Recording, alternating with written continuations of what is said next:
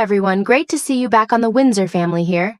We bring you breaking news, fascinating stories, and little-known mysteries of the royal family. Make sure to like this video and subscribe so you won't miss any updates.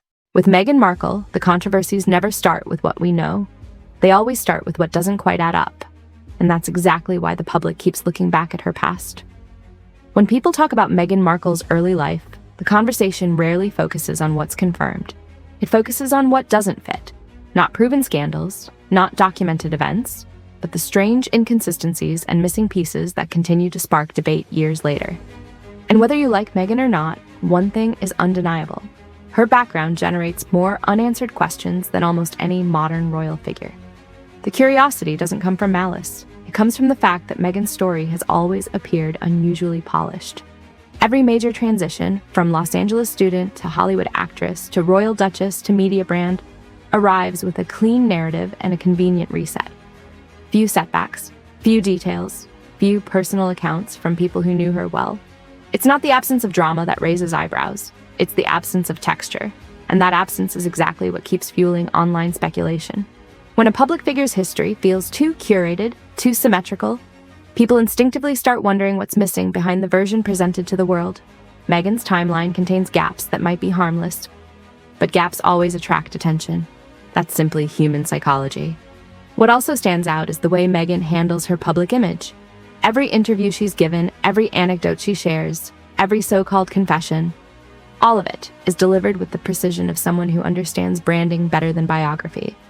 And when a person appears that calculated, the audience becomes more skeptical, not less.